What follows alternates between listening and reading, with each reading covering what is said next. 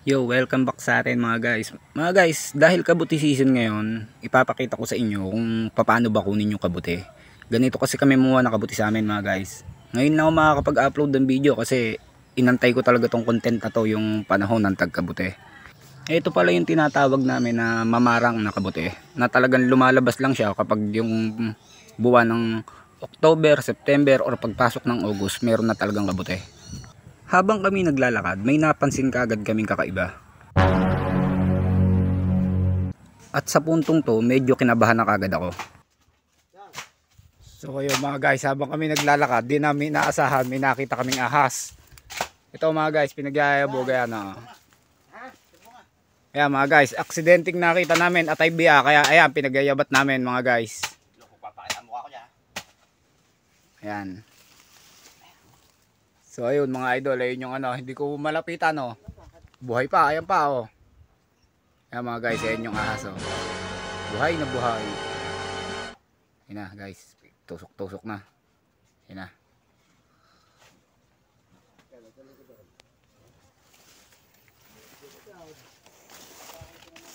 Sa ganitong panahon, lalo tanghali, ay delikado, talagang maraming ahas mga guys. Lapag mo, baka ang laki nito. Hindi pa kami nakakalayo, may nahuli na. Malaki na tong ahas na to at talagang nakakatakot kapag ito'y makakakagat.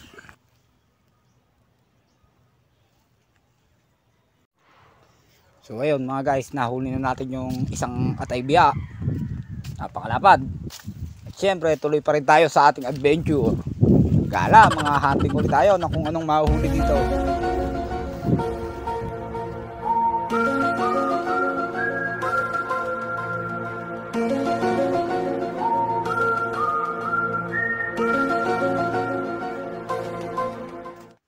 Mga guys, siguro yung ibang makakapanood sa inyo medyo pamilyar sa kabuti at yung ilan naman siguro hindi pamilyar sa kabuti. Mga guys, yung kabuti pala, hindi mo masasabing pag-aari mo yan. Kasi ang kabuti, tubong kalikasan lang. So halimbawa may nakita kang kabuti, kunin mo na. Kasi kapag yan ay idiwan mo at nakita pa ng iba, pwede nilang kunin yan. Kasi hindi mo naman siya maaangkin Kaya sa madalit sabi, paunahan na lang kayo kung sinong unang makakakuha. Bali ang diskarte namin, halimbawa may nakita kaming maliit na kabuti, maliit pa siya yung hindi pa siya pwedeng kunin, tinatakloban na lang namin siya ng dahon.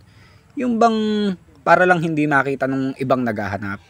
Tapos kung nakita namin siya ng umaga, binabalikan namin ng hapon. Or kung hapon namin siya nakita, pwede namin balikan ng gabi, kapag malaki na siya kukunin na namin. Or kung medyo maliit pa, kinabukasan na yon, mga madaling araw namin kukunin. Kasi kapag kinuha namin ng sikat na yung araw, maraming nangunguha, baka makita pa nila.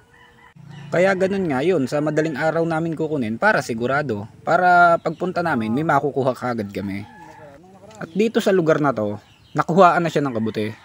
Medyo na late lang kami, siguro mga kaninang umaga lang to nakuha kasi tanghali na rin kami nagdala So ayun nga mga guys, patuloy pa rin kami sa paghahanap. Kahit tanghaling tapat naghahanap pa rin kami. Nagbabaka sakali lang na baka may makuha pa rin kami. Mga guys, sabi ko nga kanina, sa mga hindi pamilyar sa kabuti, bali yung kabuti kasi, sabi ko nga, August, September, October sila tumutubo. At karamihan ng tubo niyan kapag yung talagang maulan. Kasi minsan kapag tanghali, kahit pa nasa buwan siya ng kabutihan, kung tanghaling tapat, hindi siya gaanong tumutubo. Ang pagtubo ng kabuti, kalimitan tag-ulan. Yan, diyan dumadagsa at karamihan na ng kabuti niyan. So ayun nga, patuloy pa rin kami sa paghahanap. Medyo may nakuha na kami guys, 4 na piraso, mga tira-tirahan na kasi to. Gawa ng kaninang umaga, may nakakuha rin dito. May naiwang 4 na piraso, ayun, kinuha na namin. At sa puntong to, talagang nangangati na yung buong katawan ko. Pakiramdam ko, ang dami kong basil sa katawan o ang dami kong langgam sa katawan.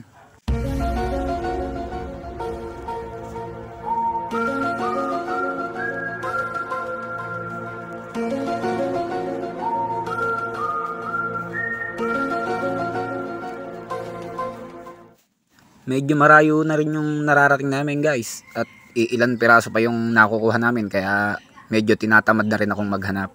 Ito pa lang kasi guys, ilang piraso pa.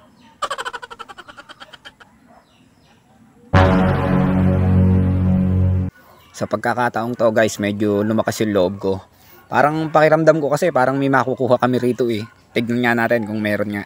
A few moments later. So ayun nga guys, may nakita kami rito. Kaso ang problema lang, bulok na siya guys. Dapat pala kahapon pa namin napuntahan tong lugar na to. Kasi nakita namin dito, lusaw-lusaw na yung mga kabute. Hindi na ari to guys, gawa ng medyo mauud na rin kasi to kapag niluto nyo. Ito yung kabute guys oh. Pangit na siya guys, talagang sayang to. Ang dami pa naman, inabot na ng bulok, walang nakakita. Pero okay lang yan guys. Malakas pa rin yung loob ko na pakiramdam ko may makukuha kami ngayong araw na to. Mukhang makukuha namin puro sariwa at magaganda. Titignan natin hanggang matapos tong video to kung meron nga kaming makukuha guys. Ito na yung nakuha namin guys. 8 piraso. Pero puro sariwa naman yung guys at talagang malulutong pa yon. So ayun guys, medyo nabigo kami sa pwesto to gawa nang inabot nga kami ng bulok. Susubukan namin sa ibang pwesto maghanap kung may makukuha pa kami. Sa lugar na to guys, may nakakuha na. Hawan na kasi guys. Tapos kita namin yung may pinagbunutan. Pero may nakakuha kami dito, 2 peraso pa rin. Yun, ayos na ayos to, pandagdag pa rin sa kukunti pa nating nakukuha. Mga guys, medyo nabigo tayo sa pagkakataong to. Kasi yung nakuha namin, sa 10 piraso lang. Pero magaganda siya, talagang sariwan-sariwa at malulutong pa. Ngayon mga guys, para hindi tayo mabigo sa ating pangunguha ng kabute, kanina kasi may napansin kami, medyo maliliit pa siya. Then ang naging plano namin ay puntahan namin siya ng alas 10 ng gabi.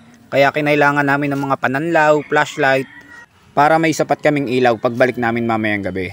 Mga guys, sabi ko nga, sa mga hindi pa kilala yung kabute, tignan nyo lang kung paano siya kinukuha. At pagsapit ng 10 PM ng gabi, binalikan na namin siya guys. Tignan nyo tong susunod naming video guys. Ang dami naming nakuhang kabute. At kagandahan pa nito, bago pa lang siya bubuka. Tignan nyo lang guys, panoorin nyo yung susunod na video.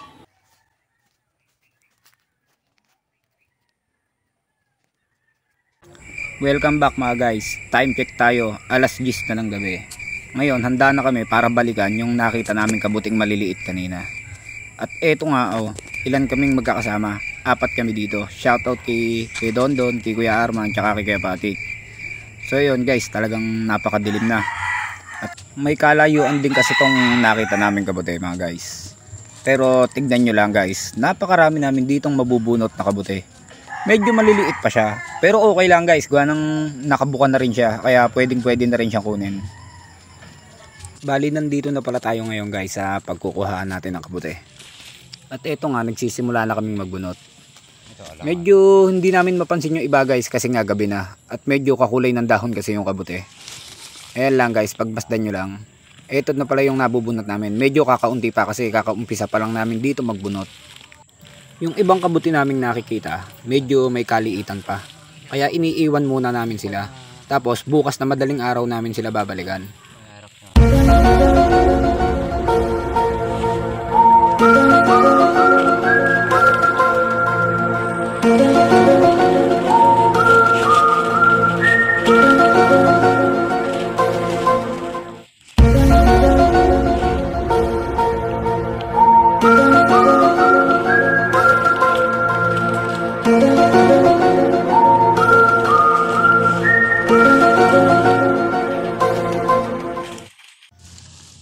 Tulad nito, ayan maliit pa siya. Bali hindi namin siya kukunin.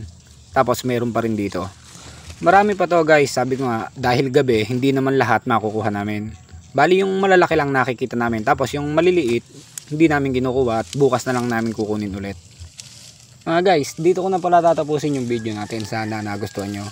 Mga guys, paki-follow pala ng ating Facebook page, Kuya Ilo.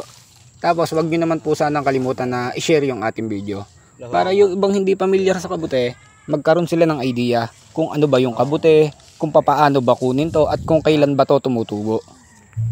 Yun lamang mga guys, muli ang inyong lingkod, Kuya Ilo. Bye bye!